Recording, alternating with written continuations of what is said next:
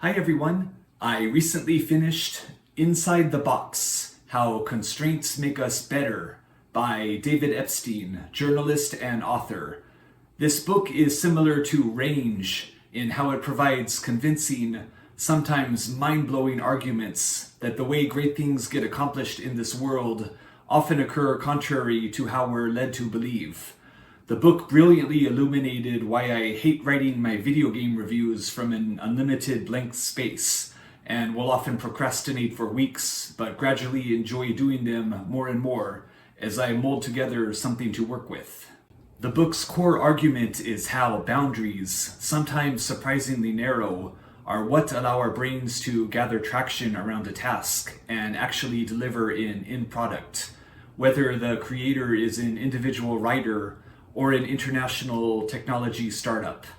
Of the many examples, the main running story of the book centers around General Magic, a startup with seemingly unlimited funding and talent behind it, practically developing an iPhone prototype decades before the real thing debuted in 2007, the limitations of 90s technology, and even more importantly, the inability to stop adding features to the product during its long, expensive development ultimately cratered the company. I think this book would be fairly interesting to everybody, but certain retro gamers in particular will dig it. As you read it, you'll immediately be reminded of all the gorgeous 2D sprite art designed around the limitations of old TVs, and the thousands of unforgettable music tracks that were squeezed out of highly constrained audio hardware. The arguments and examples in this book weren't quite as interesting and surprising as what I read in David Epstein's previous book, Range, but I still highly enjoyed this and would recommend it. Epstein also borrows from and references Cal Newport quite a bit, which I think is wonderful, particularly with how treacherous the internet can be in the year 2026. If you'd like to stick around, here are my top 3 takeaways from the book. Number 1, from page 49, on the purpose of the brain. This quote from cognitive scientist David Willingham perfectly sums up the book. Contrary to popular belief, the brain is not designed for thinking. It's designed to save you from having to think.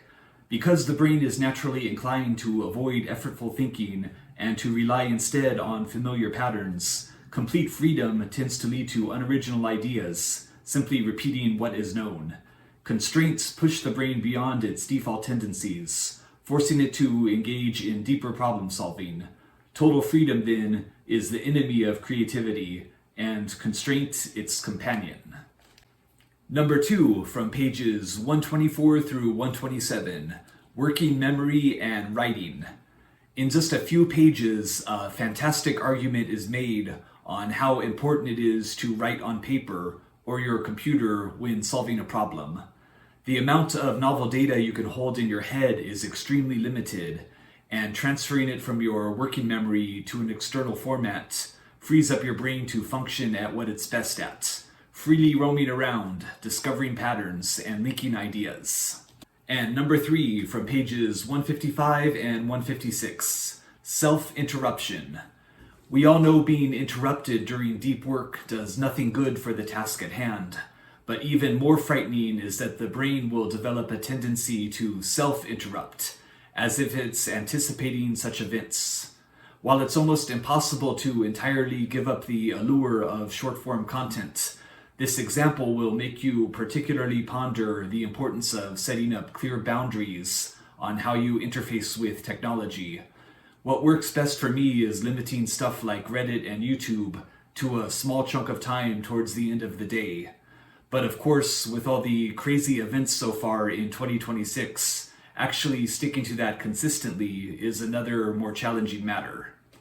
Alright, I hope you enjoyed my look at Inside the Box, How Constraints Make Us Better by David Epstein, and I'll be back soon with another video. Bye.